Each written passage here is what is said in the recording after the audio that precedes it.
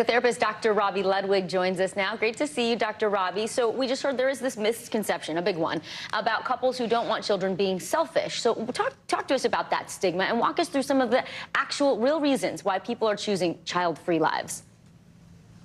Yeah, and there's a difference between childless and child-free.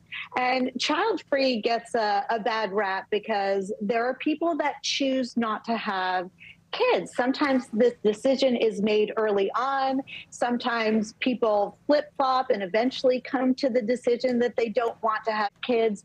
And there's this sense that maybe they're just being selfish, that they're spending all of their money on themselves. But really, there are a lot of different reasons. In some cases, women age out of having kids, or they weren't in the right circumstances. Maybe they weren't with a partner and they didn't want to be a single parent.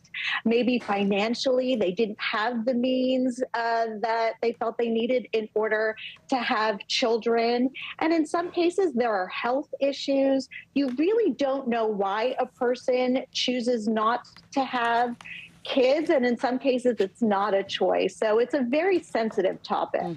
Which, you know, if people are choosing to spend their money on themselves, that's also a perfectly valid decision too, right? I mean, that's their prerogative. And a lot of couples say that they're constantly asked, hey, when are you guys going to have kids? You know, that can be offensive for a lot of people. How should they respond in that circumstance? And what are even some other questions that people should be mindful to avoid?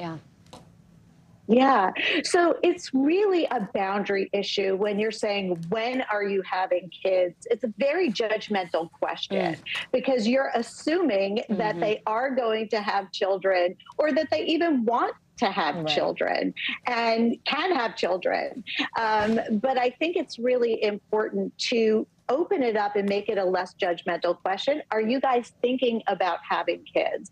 When you present it that way, it's more of an open-ended question, and it's not making the presumption that somebody wants to have a child. You're really opening up to hearing what they would like to do. And I think it's also really important to know that it is sensitive and it can be a hurtful question if not asked properly. So you need to ask yourself, is it really worth it to ask this question that could be hurtful or cause pain in some way? Such a good point, Dr. Robi. Another thing I think is interesting, a lot of couples are documenting their lives without kids and they're putting that on social media. How does that help normalize child-free relationships? And what do you make of that trend?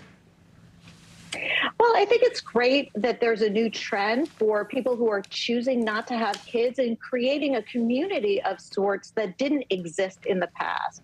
You know, in the past, people often felt that they were alone, or maybe there was something unusual about them because they didn't want to have a child. So this offers support, and you're never going to convince somebody to have a child or not based on these community support groups. Psychotherapist and award-winning